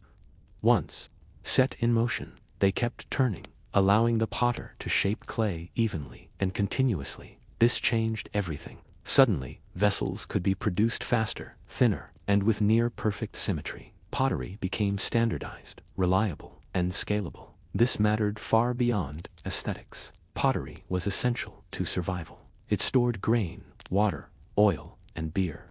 A more efficient way to produce containers meant more food could be preserved, transported, and traded. The potter's wheel quietly accelerated economic growth, even though it never left the workshop floor. What's crucial is the mental leap this invention required. The wheel here was not about movement through space, but about controlled rotation around a fixed axis. This was a new way of thinking. Motion no longer meant dragging or lifting. It meant spinning. Energy could be stored, transferred, and reused. The concept of rotational momentum entered human understanding, even if no one could yet explain it in words. This early wheel also introduced precision. For the first time, humans could produce objects that were nearly identical in shape and size. This predictability laid the groundwork for mass production, specialization, and trade consistency. A buyer knew what they were getting. A seller could promise quantity and quality. Most importantly, the potter's wheel proved something revolutionary. Circular motion could reduce effort while increasing output. It showed that work could be amplified by design rather than strength. The idea stayed confined to crafts for generations, but it did not disappear. Once humans realized that rotation could make creation easier, it was only a matter of time before they asked a far more dangerous question. If spinning could help us shape objects, could it also help us move the world itself? The leap from the potter's workshop to the open road was neither quick nor obvious. For generations, the wheel remained a stationary tool, useful, elegant, and confined. Turning a spinning disc into a means of transport required more than copying the potter's wheel. It demanded a new way of thinking about balance, weight, and terrain. The earliest transport wheels appear in the lands of ancient Sumer, where dense populations, active trade, and agricultural surplus created constant pressure to move heavy loads. Farmers needed to transport grain, builders needed stone and timber, merchants needed reliable ways to move goods in land beyond rivers. Dragging sledges across dirt worked, but it wasted time, energy, and animals. The solution was not simply attaching a wheel to a load. Early engineers had to solve several problems at once. Wheels had to be strong enough to bear weight without cracking. Axles had to rotate smoothly while supporting heavy carts. The entire structure had to remain stable over uneven ground. These were not minor adjustments, they were breakthroughs. The first transport wheels were solid discs cut from thick wooden planks and fixed directly to an axle. This made them durable, but heavy. Carts moved slowly, creaking under their own mass, but the difference was dramatic. Loads that once required dozens of people could now be pulled by animals. Distance became manageable. Roads, once an afterthought, began to matter. This moment marks a quiet revolution. For the first time, land travel begins to compete with rivers. Trade routes expand. Villages that once lived in isolation become connected. Economic networks stretch outward, carrying not just goods, but ideas, customs, and technologies. Yet these early wheels were not universal solutions. They struggled on rocky terrain and steep slopes. Mud could trap them. Maintenance was constant. The wheel was powerful, but fragile. Its success depended on infrastructure, flattened paths, cleared roads, and trained animals. In other words, the wheel did not just change transport. It forced societies to reshape their landscapes. What's remarkable is how quickly the idea spread once proven. Variations of wheeled carts appear across regions, adapted to local needs and materials. The principle remains the same. Rotation replaces friction, effort multiplies, and movement accelerates. The wheel's journey from workshop to road marks the moment it escapes craftsmanship and enters civilization itself. It is no longer a tool for making things. It becomes a tool for moving societies. And once that happens, history begins to move faster with it. Once wheeled transport proved viable, its true power emerged only when paired with two other forces, animals and infrastructure. A wheel on its own could move a load, but a wheel pulled by trained animals across prepared paths could transform entire societies. This combination marks the moment when movement stopped being occasional and became routine. Oxmen were among the first animals harnessed four-wheeled carts. Strong, steady, and tolerant of slow speeds, they were ideal for hauling heavy agricultural goods. Later, donkeys and horses expanded what wheeled transport could do, especially over longer distances, with animals providing consistent pulling power. Carts no longer relied solely on human labor. This freed people to specialize, trade, and settle farther from their fields. At the same time, roads began to matter in ways they never had before. A wheel performs best on firm, even ground. Rooted paths, rocks, and mud could snap axles or trap carts entirely. To keep goods moving, communities flattened earth, cleared stones, and eventually laid wooden planks or packed gravel. These early roads were not monumental projects, but they represented a shift in priorities. Movement was now worth investing in. This new mobility changed daily life. Farmers could bring surplus crops to distant markets. Craftsmen could sell their goods beyond their immediate village. Marriages, alliances, and cultural exchange expanded as travel became less punishing. Distance shrank, not physically, but practically. The wheel also reshaped time. Journeys that once took days of exhausting effort could now be completed more predictably. Schedules emerged. Trade became seasonal than regular. Reliability replaced improvisation. For the first time, societies could plan around movement instead of merely enduring it. Yet this acceleration came with consequences. Roads concentrated traffic, making certain settlements wealthy while bypassing others. Control of routes became power. Those who maintained roads, bred animals, and owned carts gained economic advantage. Mobility, once rare, became stratified. The wheel did not create inequality, but it amplified it. Those with access moved faster, traded more, and accumulated influence. Those without remained tied to the land. Civilization sped up, but not evenly. By binding wheels to animals and roads, humans unlocked a new rhythm of life. The world became more connected, more ambitious, and more dependent on movement. The wheel was no longer just an invention. It was becoming an expectation. And once a society expects motion, standing still is no longer an option. The wheel's most dramatic transformation came when it left the fields and markets and entered warfare. What had begun as a tool for transport became an instrument of speed, shock, and domination.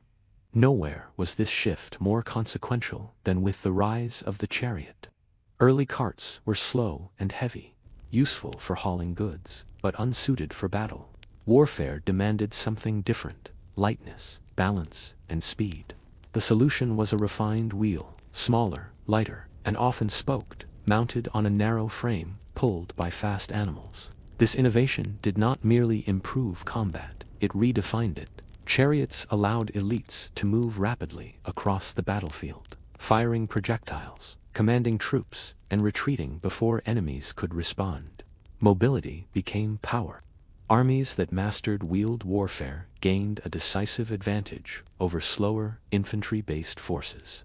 Control of terrain mattered less than control of motion.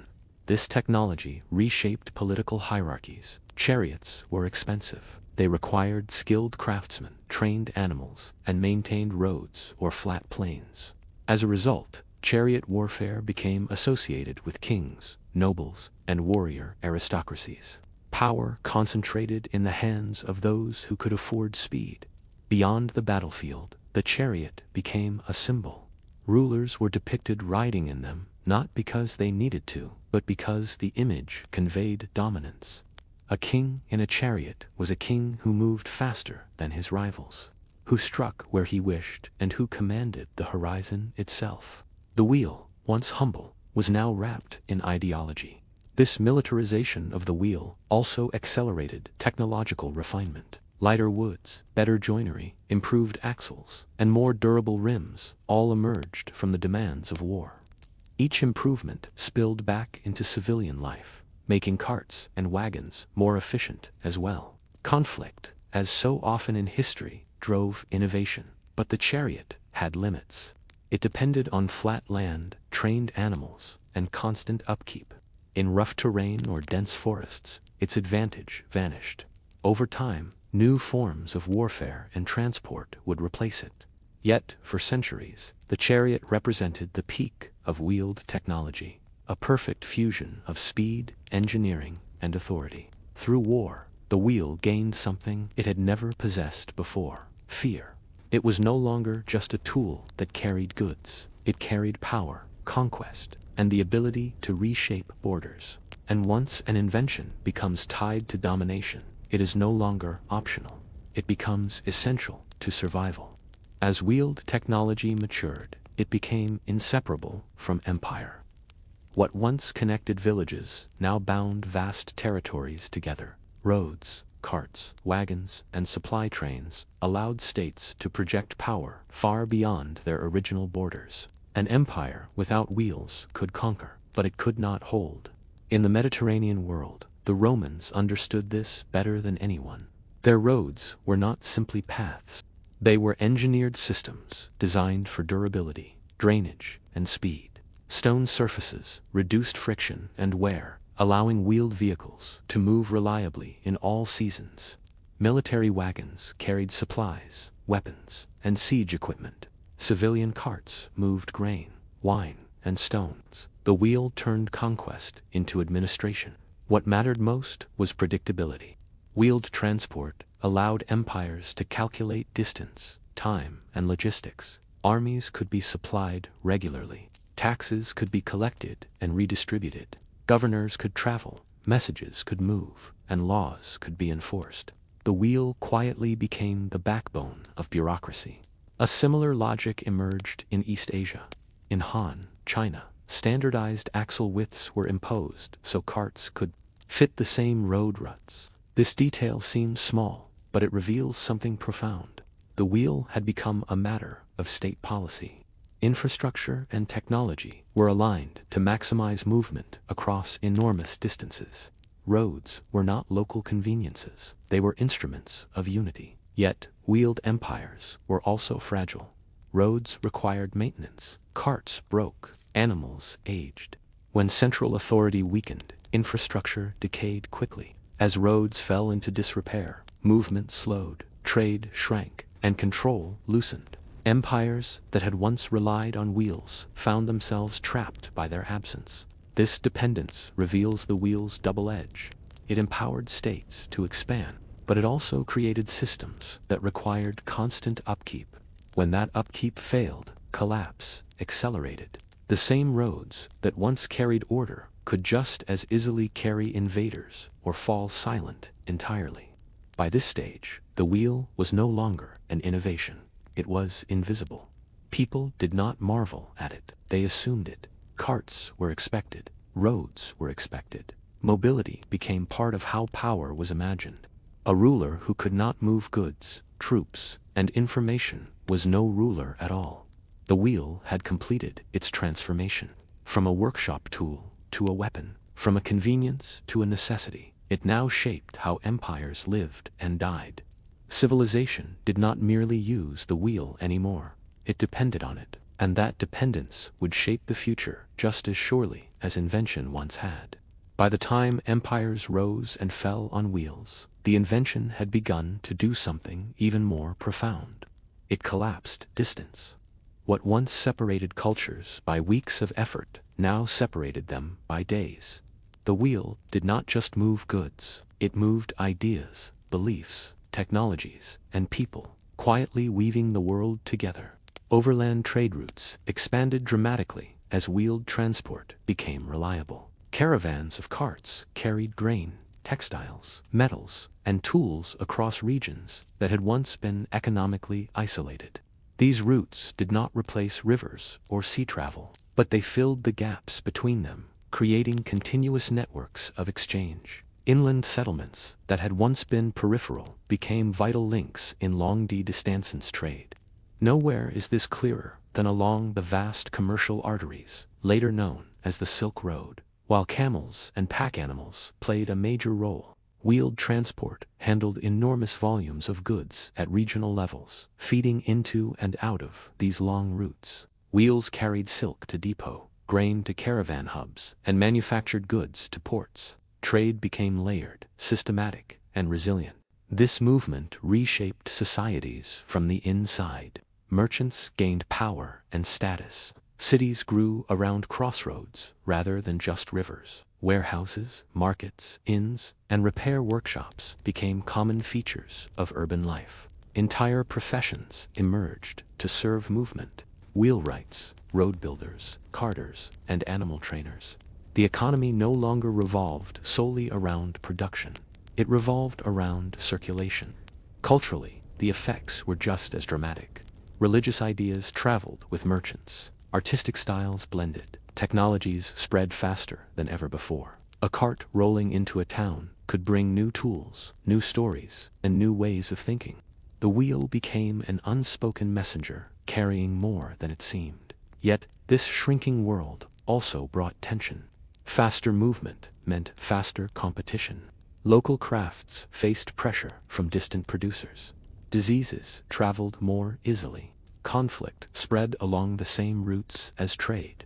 Connection brought opportunity, but also vulnerability. By enabling regular, predictable, overland travel, the wheel permanently altered how humans understood space.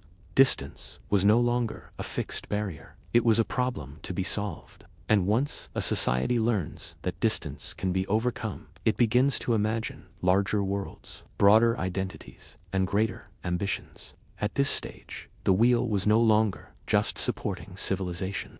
It was accelerating it. The world felt smaller, busier, and more interconnected than ever before, and there would be no turning back. For all its power, the wheel was never universal. Its success depended on terrain, infrastructure, and maintenance. And when any of these failed, the wheel quickly revealed its limits. In many parts of the world, wheeled transport struggled or disappeared entirely, reminding humanity that even transformative inventions are not invincible. Rough landscapes were the wheel's greatest enemy. Dense forests, steep mountains, deserts, and marshlands made carts more of a burden than a benefit. In such environments, pack animals, sleds, or human porters proved more reliable. Wheels sank into mud, shattered on rocks, or became impossible to repair far from workshops. Where roads could not be built or maintained, the the wheel simply could not compete. This is why some advanced societies made limited use of wheeled transport despite understanding it perfectly well. In regions of the Americas, for example, civilizations mastered mathematics, astronomy, and architecture, yet relied on foot travel and pack animals rather than carts. The issue was not intelligence or imagination, it was practicality. Without suitable animals to pull carts or landscapes that supported roads, the wheel offered little advantage. Even in places where wheels had once thrived, decline could come swiftly. When empires collapsed, roads fell apart. Without centralized authority to maintain infrastructure, wheeled movement slowed and then stopped.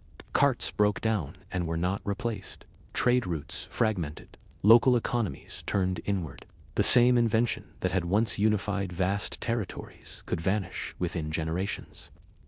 This failure reveals an important truth. Technology does not move history forward on its own. It requires systems, political, economic, and social, to survive. The wheel flourished when societies invested in it. When they stopped, it faded quietly into the background. Yet, these periods of decline did not erase the wheel's legacy.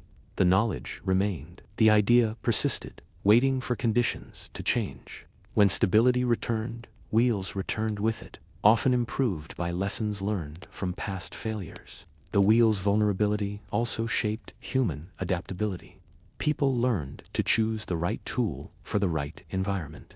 In some places, wheels ruled. In others, they stepped aside. Civilization did not advance in a straight line. It adapted, retreated, and re-emerged. By confronting the limits of the wheel, humanity gained something just as valuable as speed: understanding. The realization that no invention is absolute, and that progress depends as much on context as on creativity, would shape every technological leap that followed. The wheel's greatest achievement is not that it was invented, but that it endured. Long after empires collapsed and roads crumbled, the idea of the wheel never disappeared. It waited, resurfaced, and adapted, quietly shaping every era that followed. Few inventions have proven so flexible, so resilient, or so deeply woven into human life. Over time, the wheel escaped its wooden origins. Iron rims strengthened it, spokes refined it, bearings reduced friction, carts became wagons, wagons became carriages, and carriages eventually gave way to machines that no ancient engineer could have imagined. Yet the principle remained unchanged: controlled rotation, turning effort into motion.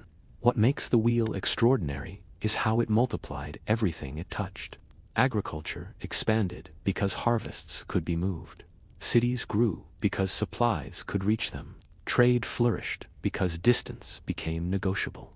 Warfare intensified because speed became lethal. Administration hardened because movement became predictable. The wheel did not cause civilization, but it accelerated every force already pushing it forward.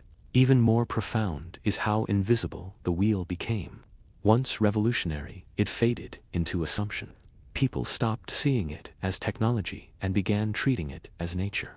This invisibility is the mark of true transformation. When an invention disappears into daily life, it has succeeded completely. The modern world still rests on the wheel's logic. Factories spin, turbines turn, gears mesh, data itself moves through systems designed around rotational principles. Even in digital space, the language of cycles, loops, and revolutions persists. The wheel taught humanity how to think in motion. And yet the wheel also carries a warning. It reminds us that progress is not inevitable. It depends on care, infrastructure, and balance. Roads must be maintained. Systems must be supported. When movement stops, societies fragment. The wheel gives speed, but it demands responsibility. Looking back, the invention of the wheel was not a single moment of genius. It was a slow realization built from observation, pressure, and necessity. It emerged because humans refused to accept friction as destiny. They wanted to move farther, faster, and with less pain, and they reshaped the world to do it. The wheel never promised wisdom or justice. It offered possibility. what humanity chose to carry on it, food or weapons, ideas or domination, was always a matter of choice. Still, once the wheel began to turn, history itself began to roll forward, and it has never truly stopped. In the ancient world, sleep was not a retreat from reality. It was an entrance into another one. When the body lay still and the eyes closed, something else was believed to awaken. The soul loosened its grip on the physical world and drifted into a realm where God spoke, spirits warned, and the future revealed itself in fragments. To dream was not passive, it was an experience, sometimes gentle, sometimes terrifying, always meaningful. Ancient people did not draw a firm line between waking life and dreaming life. Both were governed by forces beyond human control. The same gods who ruled the sky, the harvest, and the throne were thought to rule the night as well.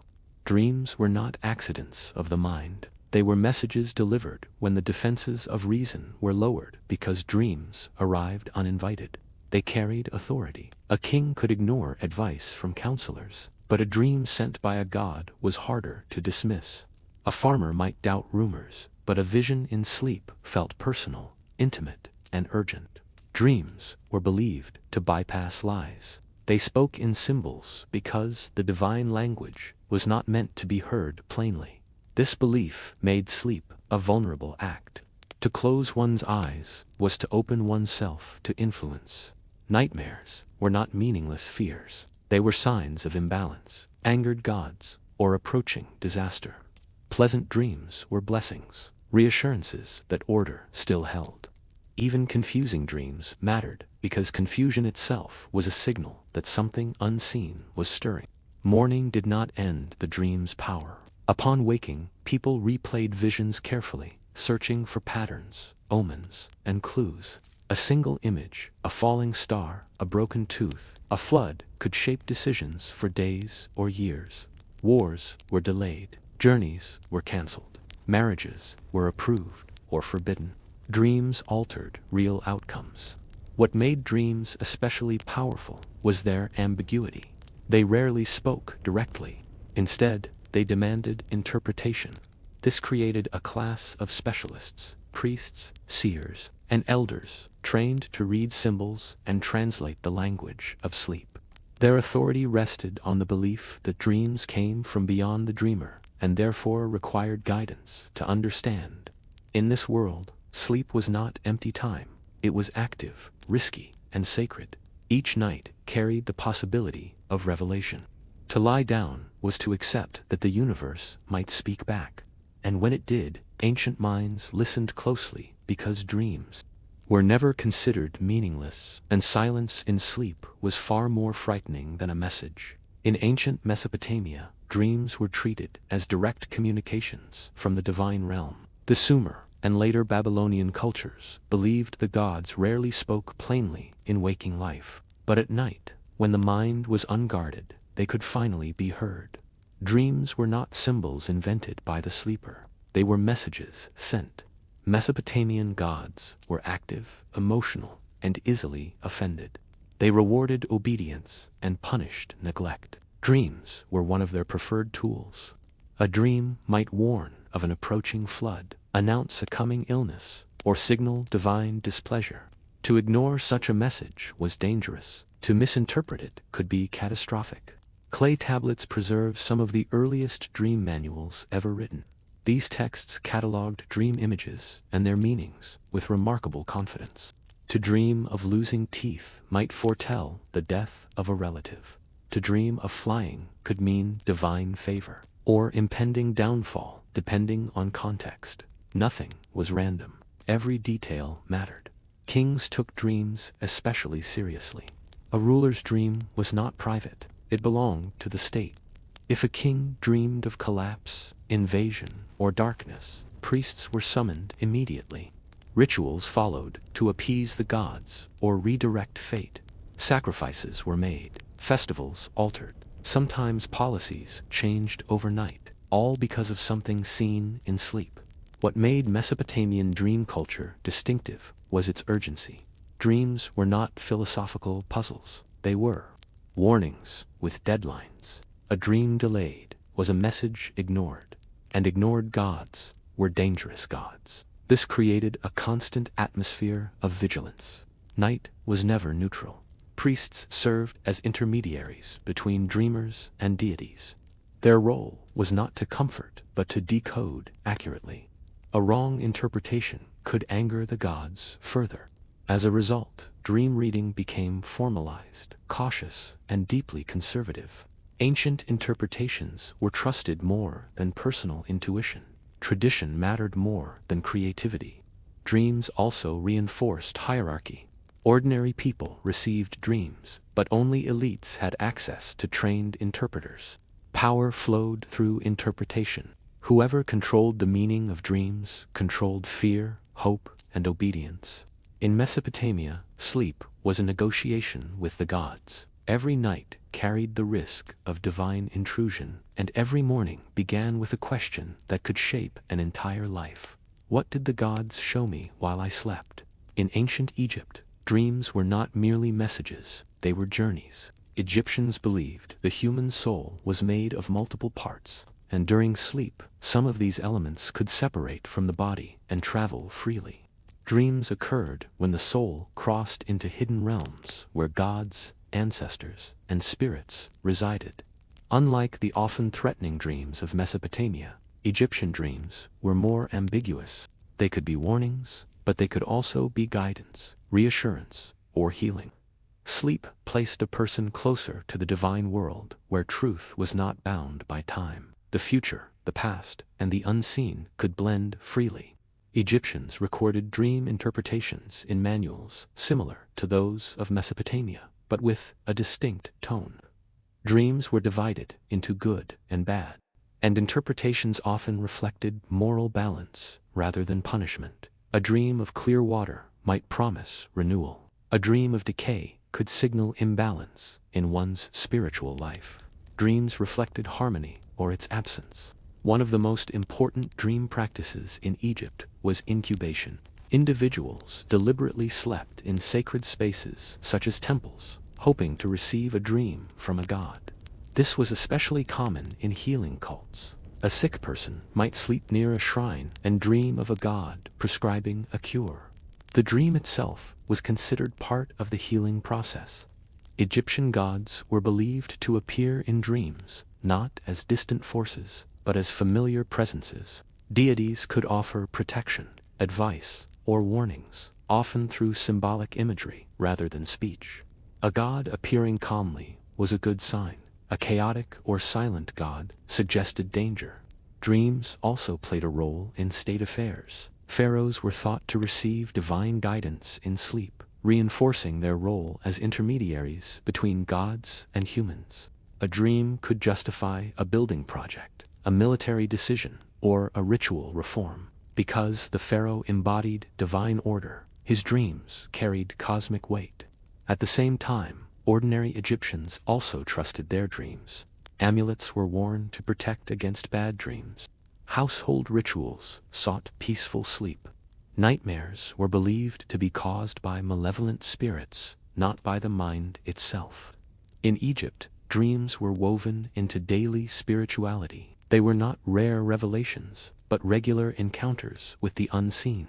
To dream was to touch the world beyond the body, and to wake was to return, carrying traces of divine knowledge back into daylight. In ancient Greece, dreams began to shift in meaning. They were still divine, still powerful, but they were also increasingly symbolic. Greek thinkers did not abandon the idea that God spoke through dreams. Instead, they asked how those messages worked and why they arrived in such strange, indirect forms.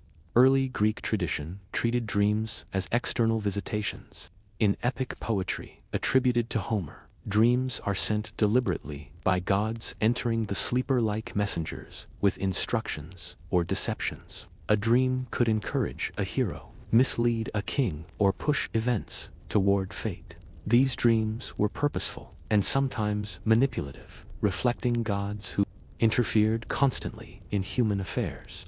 Over time, Greek thought became more analytical. Philosophers began to notice that dreams rarely spoke clearly. Instead, they arrived as images, riddles, and emotional impressions. This raised a new question. If the gods wished to communicate, why not speak plainly? The answer many Greeks reached was that dreams required interpretation because meaning itself was layered. Truth, they believed, was rarely simple. This idea gave rise to professional dream interpreters, who focused not just on tradition but on context. The dreamer's age, status, health, and recent actions all mattered. A snake in a dream could mean danger for one person and healing for another. Symbols were not fixed, they were relational. Nowhere was this belief stronger than in the healing sanctuaries of Asclepius. Pilgrims traveled long distances to sleep in his temples, practicing dream incubation, much like in Egypt.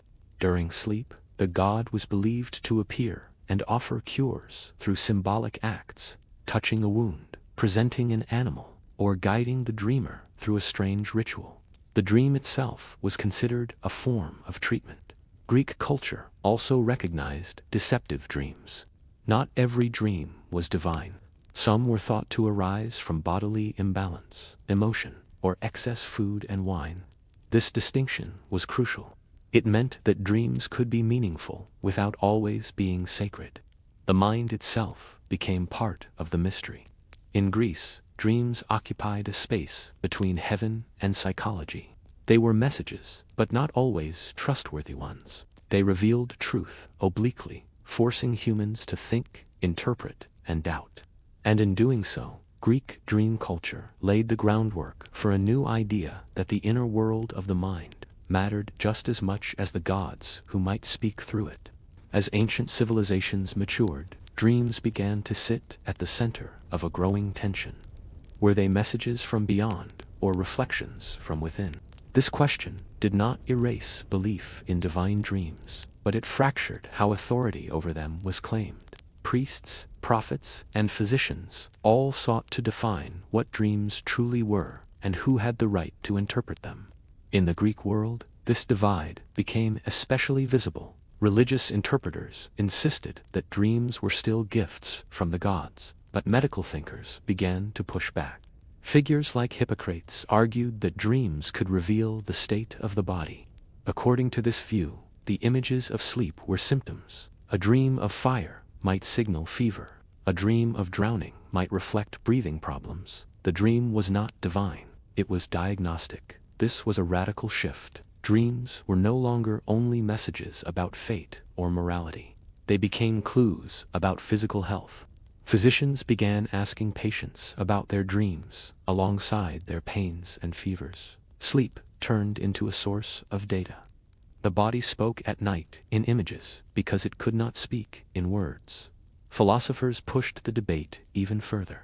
Aristotle rejected the idea that most dreams came from gods at all. He argued that dreams were natural byproducts of sensation and memory.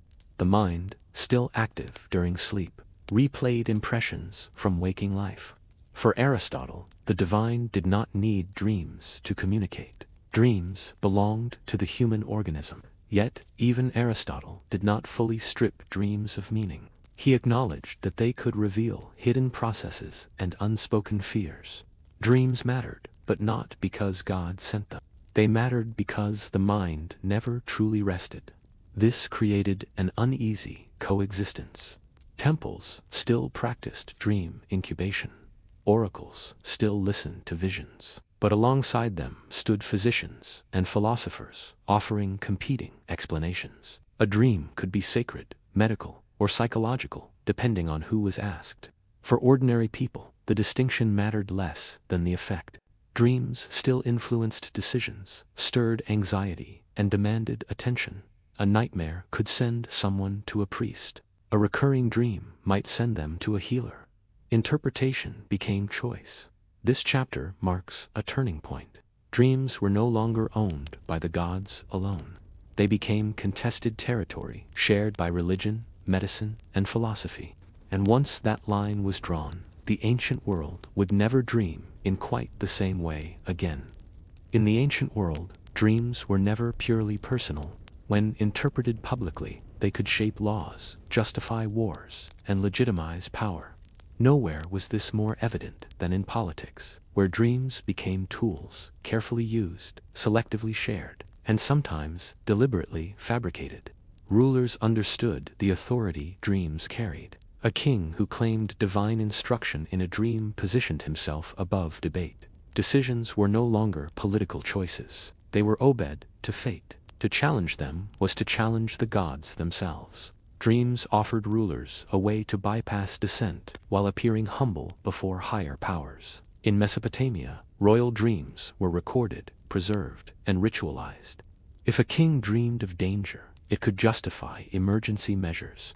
If he dreamed of victory, it could signal divine approval for war. The interpretation mattered as much as the dream itself, and interpreters knew their influence. A single symbolic reading could alter the course of a campaign. Egyptian pharaohs used dreams more subtly. Because the pharaoh was already divine, his dreams reinforced cosmic order rather than justified radical change. A dream might confirm a temple's construction, validate a priesthood, or explain a disaster as part of divine balance. In this way, dreams protected authority by explaining uncertainty, not questioning it. Greek leaders were more cautious. Public skepticism toward dreams had grown, but their persuasive power remained. Politicians used dreams strategically, presenting them as omens when convenient, and dismissing them when dangerous. A well-timed dream could rally troops, calm unrest, or sanctify a risky decision. This political use of dreams also produced suspicion. If dreams were powerful, they could be manipulated. False dream claims became a known tactic. Some leaders were accused of inventing visions to serve ambition. Others surrounded themselves with interpreters who told them only what they wished to hear. As a result, dreams became double-edged. They could inspire loyalty, but also distrust. A ruler too reliant on dreams appeared weak or delusional. One who ignored them risked seeming impious. Power required balance. Dreams had to be invoked sparingly, convincingly, and with the right audience. By this stage, dreams had fully entered the machinery of civilization. They were no longer just sacred experiences or personal revelations. They were instruments capable of moving crowds, silencing opposition, and reshaping history. In the ancient mind, a dream spoken aloud could be as dangerous as an army, and those who controlled its meaning controlled more than sleep. They controlled belief itself, while kings and priests argued over the meaning of grand visions. Most dreams in the ancient world belonged to ordinary people, and they mattered just as much. Farmers, merchants, soldiers, and mothers all lived in cultures where dreams were taken seriously, even when they were private and small. Not every dream predicted a war or a divine command. Many spoke instead to fear, hope, guilt, and survival. For common people, dreams were often practical. A bad dream before a journey might delay departure. A dream of abundance could encourage a risky investment or a marriage proposal. Nightmares were treated as warnings that something in daily life was out of balance. Illness, social conflict, or neglected rituals were all suspected causes. Dreams were not abstract philosophy. They were feedback. Protection against bad dreams was widespread. Amulets were worn to guard sleep. Short prayers were spoken before bed. In Egypt and Mesopotamia, written charms were placed near pillows to repel malevolent spirits believed to attack at night. Sleep was seen as a moment of exposure when the soul was less defended. Dream sharing was also common. Families discussed dreams at breakfast. Neighbors compared symbols. Elders offered advice based on memory and tradition. Even without access to professional interpreters, people relied on communal wisdom. Over time, shared interpretations became informal rules. Certain images were feared, others welcomed. In the Greek and Roman worlds, this everyday dream culture continued, despite philosophical skepticism. Even those who accepted natural explanations for dreams still felt their emotional weight. A dream of loss could linger all day. A comforting dream of the dead could bring peace. Logic did not erase experience. Soldiers paid close attention to dreams. Before battles, dreams could raise morale or spread dread. A dream of defeat might be kept secret, while a dream of victory was shared widely. Dreams shaped confidence, and confidence shaped outcomes. Women, often excluded from formal religious authority, still held dream knowledge within households. Mothers interpreted children's dreams. Widows sought meaning in dreams of lost spouses. These interpretations rarely entered official records, but they shaped daily choices and emotional worlds. What stands out is consistency across civilizations, social classes, and belief systems. Humans treated dreams as meaningful experiences. Even when their source was debated, their impact was not. Dreams influenced behavior because they felt real. This chapter reveals something essential. Ancient dream culture was not imposed from above, it was sustained from below. Dreams mattered because people felt them matter. And as long as sleep carried emotion, memory, and fear, ancient minds would continue to listen closely to what the night revealed. As trade routes expanded and empires collided, dreams began to travel. Omens and interpretation moved across borders, blending traditions that had once been separate. What emerged was not a single dream doctrine, but a shared ancient assumption. Dreams mattered, even if cultures disagreed on why. Mesopotamian dream manuals influenced neighboring regions, spreading the idea that symbols could be cataloged and decoded. Egyptian practices of dream incubation reached the Greek world, where they were adapted, and philosophically debated. Greek skepticism, in turn, filtered back east through conquest and cultural exchange, introducing doubt into systems once built on certainty. The expansion of the Persian Empire accelerated this exchange, spanning multiple civilizations. It brought together dream traditions that ranged from rigid omen reading to more fluid symbolic interpretation. Administrators, soldiers, and priests encountered foreign dream beliefs and carried them home. Over time, no culture interpreted dreams helpfully without at least being aware of alternative explanations. Later, during the Hellenistic period, this fusion intensified. Greek philosophy merged with Near Eastern spirituality. Dreams could now be divine messages, bodily signals, or psychological echoes all at once. Interpreters became more flexible. Certainty gave way to probability. Meaning became layered rather than fixed. This blending also exposed contradictions. One culture's good dream could be another's warning. A snake might symbolize healing in Greece, danger in Mesopotamia, or rebirth in Egypt. These conflicts did not destroy belief in dreams, they complicated it. People learned that interpretation depended not just on symbols, but on worldview. As a result, dream authority weakened, but deepened. No single priesthood could fully claim control. Individuals began weighing interpretations, rather than obeying them blindly.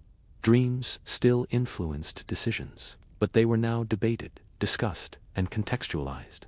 What survived across cultures was the emotional core. Fear, hope, grief, and desire appeared in dreams everywhere. No empire erased that. Even when changed, the experience remained powerful. A dream of falling felt unsettling, whether it was divine or natural. A dream of reunion felt comforting, regardless of theology. This chapter marks a quiet transition. Dreams stop belonging entirely to gods or institutions and start belonging more clearly to humans themselves. Not because they lose mystery, but because mystery becomes shared. By crossing cultures, dreams lost some authority, but gained resilience. They could no longer be explained one way, but they could never be ignored either. By the end of antiquity, dreams had lost their single unquestioned meaning, but they had not lost their power. They survived every philosophical challenge, every political manipulation, every cultural exchange. Even when ancient thinkers disagreed about what dreams were, they rarely questioned that dreams mattered. The night remained a space where certainty softened and deeper questions emerged. What ancient civilizations ultimately shared was not a unified theory of dreams, but a shared humility before them. Dreams resisted control. They arrived without permission, ignored social rank, and spoke in images rather than commands. Kings, priests, philosophers, and farmers all faced the same vulnerability when they slept. In that sense, Dreams were one of the few truly universal human experiences. As formal religious authority weakened and rational explanations grew stronger, dreams quietly shifted roles. They moved from being external messages imposed by gods to internal experiences demanding reflection. This did not make them less meaningful, only more personal. Responsibility for interpretation slowly drifted from institutions to individuals. Yet even in this shift, the ancient legacy endured. The language of dreams remained symbolic. People still searched for patterns. They still woke with unease or relief, still felt that something important had happened during the night. The belief that dreams revealed hidden truth never fully disappeared. It simply changed shape. Ancient civilizations never solved dreams. They lived with them. They accepted contradiction, that dreams could be divine and bodily, meaningful and deceptive, personal and political. This acceptance may be their most enduring insight. Rather than forcing dreams into a single explanation, they allowed them to remain ambiguous. That ambiguity is why ancient dream culture still feels familiar. Modern minds may speak of psychology and neuroscience, but the instinct is the same. We still ask what a dream means. We still feel watched by the night. We still carry images from sleep into daylight, unsure why they matter, but certain that they do. The ancient world treated dreams as a bridge between gods and humans, body and soul, fear and hope. That bridge never collapsed. It was simply renamed. And every night, when consciousness loosens and images rise uninvited, we step onto it again, just as they did thousands of years ago. Still listening, still interpreting, still wondering whether what we saw was a message, a memory, or something deeper that refuses to be fully explained.